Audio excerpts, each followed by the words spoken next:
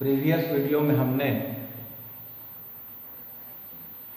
गुणोत्तर श्रेणी के n पदों का योगफल और उसके अनंत पदों के योगफल के लिए आपको सूत्र समझाया और 2G.3 और 2G.4 प्रश्नावली के प्रश्नों को हल करके दिखाया था।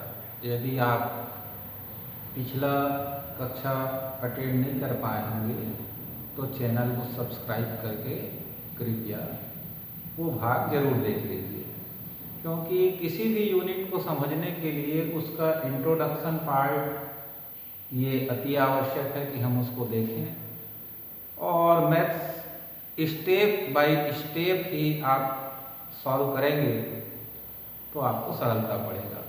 बीच से समझने में थोड़ी दिक्कत होती है, तो आप एक बार चैनल को सब्सक्राइब कर लीजिए और पीछे के प्रश्नों को जरूर अध्ययन करिए। तो चलिए स्टार्ट करते हैं एक्सरसाइज 2G.5। इसमें मात्र 3 प्रश्न दिए गए हैं, जिनमें से पहला प्रश्न अपन लेते हैं।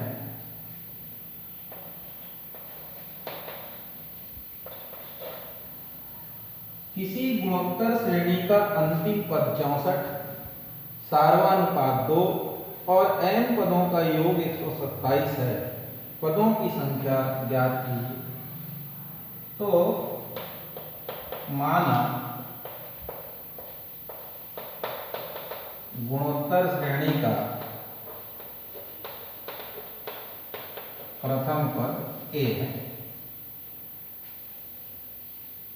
उसके बाद क्या क्या दिया है वो भी लिख लीजिए। तो सार्वनुपात को r से प्रदर्शित करते हैं, जो कि इस प्रश्न में 2 दिया है। अंतिम पद को l या फिर a to the power r a into r to the power n-1 बराबर दिया है 64 और s n बराबर दिया हुआ है 127। तो पदों की संख्या n ज्ञात करने के लिए कहा गया।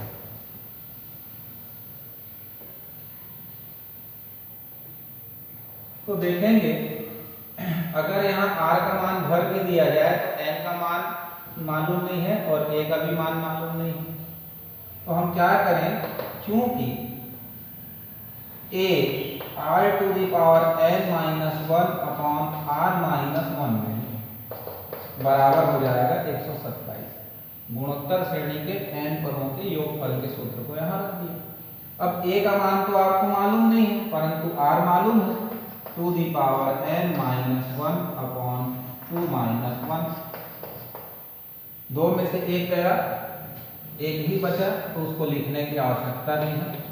टू दी पावर n-1 बराबर हो गया 127। अब हम इसको दे दें समीकरण 1। फिर चूंकि a r to the power n-1 बराबर 64 दिया हुआ है, तो r बराबर अगर 2 रख दिया जाए तो a 2 की घात n-1 बराबर 64 हो। इसको नंबर 2 लीजिए। अब हम समीकरण 1 को 2 से भाग दे देंगे। 1 भागित 2 से तो क्या होगा, a to the power n-1 upon a to the power n-1 बराबर 127 बटे 64। a से a कटा, ठीक।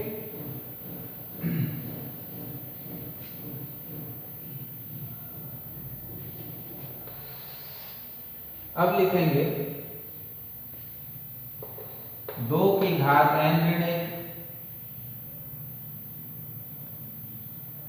बटे 2 की घात n-1 बराबर 127 बटे 64। फिर यह गुणा कर दीजिए, तो 64 गुणित 2 की घात n-64 एकम 64। इसका गुणा करेंगे तो 127 गुणित 2 की घात n-1 हो जाएगा। पक्षांतर कर लीजिए, तो 64 गुणित 2 की घात n-1 127 गुणित 2 की घात n बटे 2 लिख सकते हैं। 2 की घात n-1 है। और ये 64 हुआ। फिर से इस 2 का गुणा हो जाएगा तो 64 गुनी 128 गुणित 2 की घात n, 127 गुणित 2 की घात n, और 2 का इधर भी यह गुणा होकर के हो जाएगा 64 गुनी 128।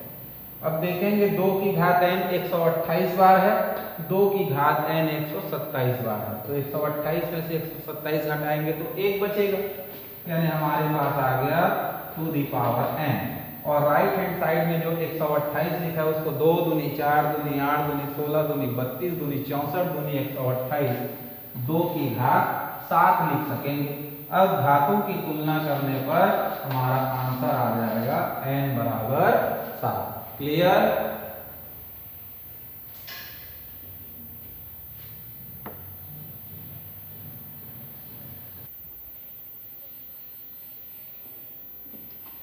नेक्स्ट क्वेश्चन लेते हैं 2g3 का थर्ड। किसी गुणोत्तर श्रेणी के 6 पदों का योगफल उस श्रेणी के प्रथम 3 पदों के योगफल का 9 गुना है। यानी कंडीशन क्या दिया है, S3 यानी 3 पदों का योगफल, S6 मतलब 9 पदों का योगफल। तो 6 पदों का योगफल 3 पदों के योगफल का 9 गुना है। तो सार्वनुपात ज्ञात करना है, हमें केवल r ज्ञात करना है। तो स्टार्ट करते समय हम मान लेंगे, माना गुणोत्तर श्रेणी का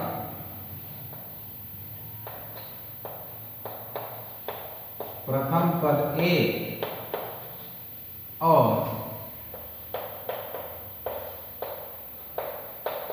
सार्वनुपात r है। फिर ये S6 बराबर 9 S3 कहां से लिख देंगे, प्रश्नानुसार कि 6 पदों का योग उसके 3 पदों के योगफल के बराबर है। अब यहां पर हमको ये नहीं मालूम कि r 1 से बड़ा है या 1 से छोटा, तो इस बात का ध्यान रखेंगे r बड़ा है 1 से अगर मानते हैं तो दोनों साइड वैसे इस्तेमाल करेंगे, अगर r 1 से छोटा हम मानते हैं तो दोनों तरफ वैसा इस्तेमाल करेंगे। तो S6 के लिए फार्मूला क्या होगा, a r to the power 6 minus 1 upon r minus 1। 9 S3 का a r to the power 3 minus 1 upon r minus 1। पिछली कक्षा में मैं बताया था Sn का formula a r to the power n minus 1 upon r minus 1 होता है। अभी 3 है तो वहां 3 रखते हैं और 6 है तो 6 रखते हैं। तो दोनों के हर में देखिए r माइनस 1 है, r माइनस 1 है, कैंसिल हो जाएगा, तो बचा a r की घात 6 ऋण 1 9a r की घात 3 ऋण 1, दोनों तरफ से a को भी कटा देंगे। अब ये हो जाता है r की घात 6 ऋण 1 बराबर 9 r की घात 3 9, पक्षांतर कर लीजिए, r की घात 6 ऋण 9 r की घात ऋण 1 धन 9 बराबर 0, तो r की घात 6 ऋण 9 r की घात धन 8 बराबर 0। अब ये r की घात 6 दिख रहा है तो r त्रिघात बराबर मान लीजिए क्या, कैपिटल R, ठीक। इसलिए r की घात 6 बराबर क्या हो जाएगा, r का वर्ग। ऐसा लिखने के बाद यहाँ चेंज करिए तो r टू दी पावर 6 है वो क्या दिखाई देगा, r का स्क्वायर माइनस 9r प्लस 8 बराबर 0। एक क्वाड्रेटिक इक्वेशन बन गया। अब इसका गुणनखंड आप जल्दी से जल्दी कर सकते हैं तो जल्दी करिए, सूत्र विधि लगा के करना चाहते हैं तो सूत्र विधि लगाइए। तो देखते हैं 8 एकम 8 और गुणा करने पर हो जाए 9। तो ऐसी स्थिति में जब r स्क्वायर या x स्क्वायर का गुणांक 1 हो तो r कोष्टक बंद और दूसरे कोष्टक में r लिख लीजिए। अब देखिए गुणा करने पर 8 एकम 8 होता है और जोड़ने पर 9, तो वह संख्या कौन सी है, 8 और 1। तो आप यहाँ 1 लिख दीजिए और यहाँ 8। आपको कैसा 9 चाहिए, ऋण 9, तो दोनों का मान ऋणात्मक होता है। तो हम बहुत ही शीघ्रता से इसके गुणनखंड को कर सकते हैं। अब r-1 बराबर 0 या r-8 बराबर 0, तो r बराबर 1 या r बराबर 8, परंतु r सार्वनुपात नहीं है, कैपिटल आर, स्मॉल r सार्वनुपात है, तो ये r किसके इक्वल था, r³। तो ये 8 को क्या लिखेंगे, 2 त्रिघात। तो जैसे ही घन मूल लेंगे r का मान 1 या r का मान क्या मिलेगा, 2। अब इसमें से दोनों उत्तर सही है क्या, तो यदि r का मान 1 हुआ तो जो हमारा फार्मूला का डिनोमिनेटर होता है वो r-1 होता है। तो जब r का वैल्यू 1 होगा तो सभी पद समान होंगे। जैसे पहला पद मैं 2 लेके चलता हूँ तो 2 एकम 2, 2 एकम 2, 2 एकम 2, लगातार 2 आता रहेगा, यानी r जो है कभी 1 के बराबर नहीं हो सकता गुणोत्तर श्रेणी में। इसलिए यह वाला r जो है अमान्य करेंगे और हमारा आंसर क्या होगा, r = 2। ठीक है।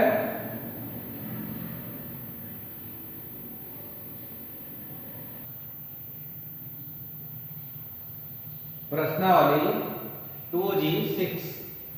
इस एक्सरसाइज में हमारे सामने 4 प्रश्न दिए गए हैं। पहला में 7 प्रश्न है और पूछा गया है निम्न श्रेणियों के अनंत पदों का योगफल ज्ञात कीजिए। तो फर्स्ट का फर्स्ट है a (1/3) धन 1/9 ऋण 1/27 अनंत, एंड सो ऑन भी बोल सकते हैं।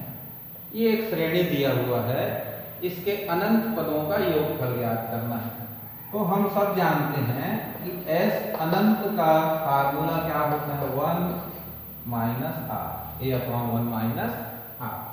तो यहाँ पर a देखेंगे, a मतलब फर्स्ट है, r मतलब दूसरे पद को पहले पद से भाग देना, ऋण 1/3 भागित 1 करेंगे तो ऋण 1/3 आएगा। और आपको चेक करना है कि वास्तव में ये गुणोत्तर श्रेणी है कि गड़बड़ हो रहा है। तो 1/9 को फिर से भाग दीजिए, 1/9 भागित ऋण 1/3, तो 1/9 ऋण 3/1। तो देखिए वापस आया ऋण 1/3। कम से कम 2 पद में चेक कर लेना चाहिए। तो r का मान हुआ -1/3। और अनंत गुणोत्तर श्रेणी के लिए फार्मूला तभी अवेलेबल है जब r > 1 हो। तो r का मान कैसा है, ऋण 1/3 है, अर्थात इस फार्मूला को हम यूज करेंगे। तो a का मान रख दीजिए 1, 1 - r का वैल्यू है -1/3। जैसे ही कोष्टक खोलेंगे 1/1 घन 3, इसको हल कर देंगे तो क्या हो जाएगा, 3 एकम 3 घन 1, 1/4/3। तो ये पलट के आंसर क्या बन जाएगा, 4/3। क्लियर है। बहुत ही सरल प्रश्न है इसमें, तो इसको घर पर आप थोड़ा सा हल करके देखेंगे। क्वेश्चन नंबर 2 लेते हैं।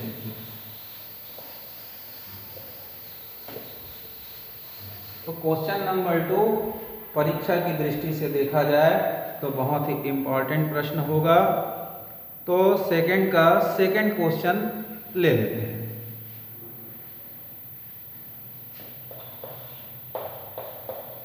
2/5 3/5² 2/5 की घात 3, 3/5 की घात 4, 2/5 की घात 5 और 3/5 की घात 7। ये एक गुणोत्तर श्रेणी दिया है। यहाँ भी प्रश्न वही है, अपरिमित पदों तक योगफल ज्ञात कीजिए, अर्थात अनंत पदों तक योगफल ज्ञात कीजिए।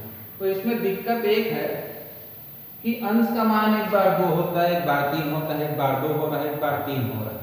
तो हम क्या करें, सेट कर लें, 2 और 2 वाले को एक साथ, 3 वाले को एक साथ जमा देंगे।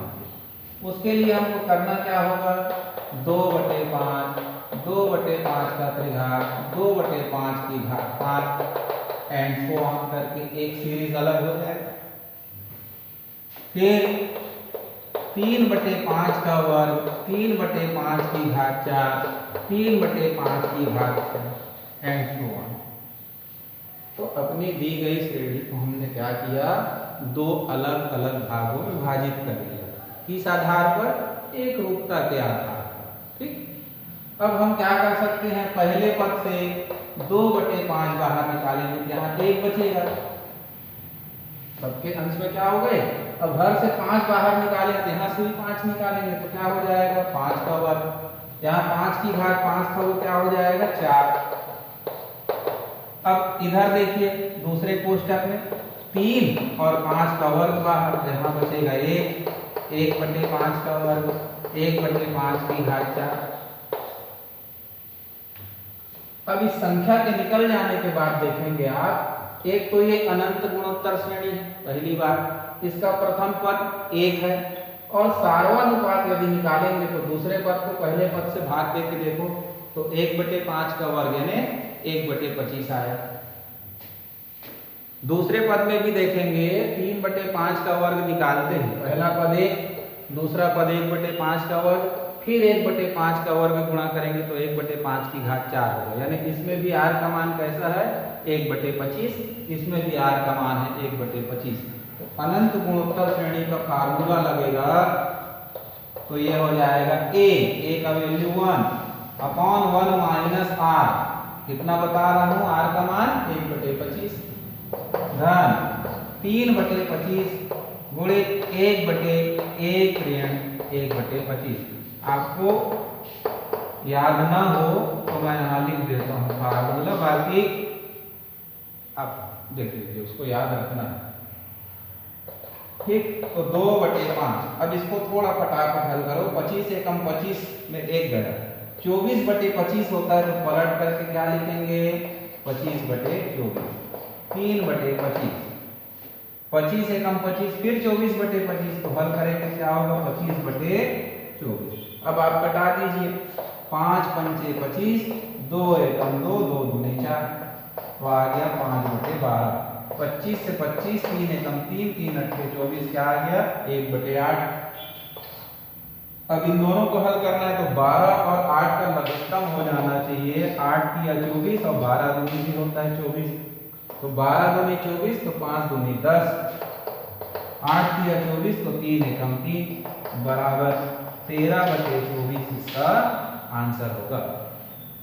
ठीक, तो ये एग्जाम की दृष्टि से देखा जाए तो बहुत इंपॉर्टेंट क्वेश्चन है।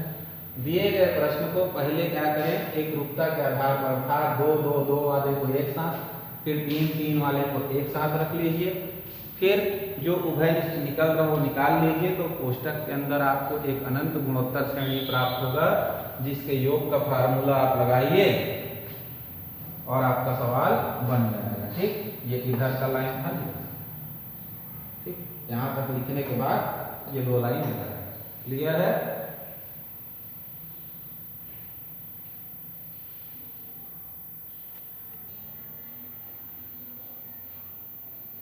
तो जी में तीसरे का चौथा देखते हैं, 3.218,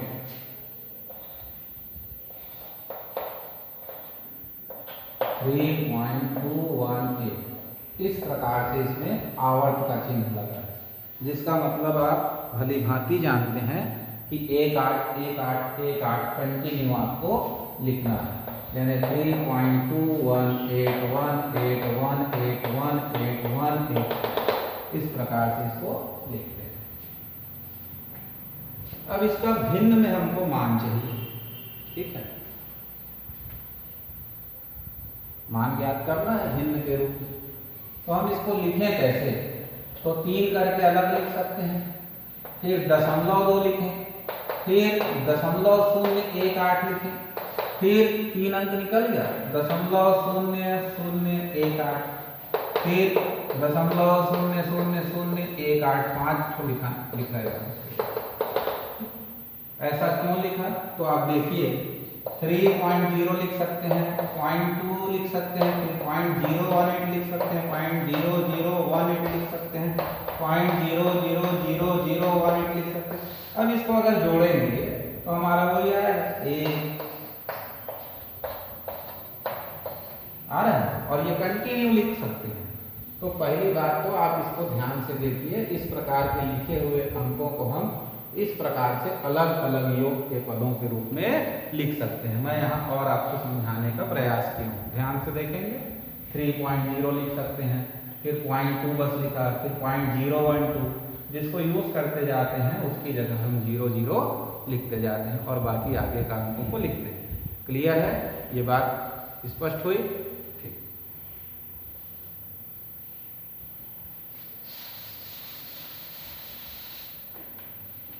अब क्या करेंगे,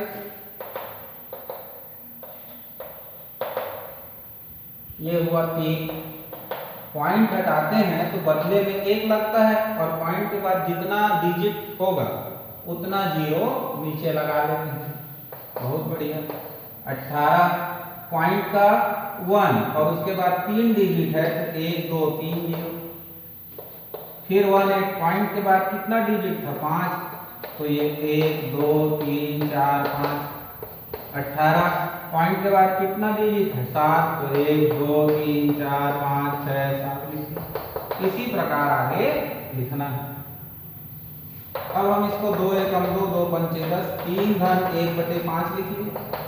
अब यहां से क्या कर सकते हैं, 18/1000 बाहर निकाल दिया।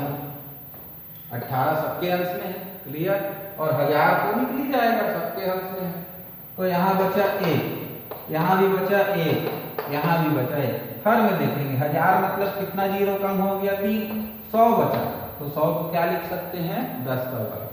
यहाँ पर देखते हैं 1 2 3 4 5 6 7 0 था, 3 0 निकाल चुके हैं 1000 के रूप में, तो कितना बचा 4 0। तो 4 0 के लिए उसको कितना लिख सकते हैं 10 की घात 4।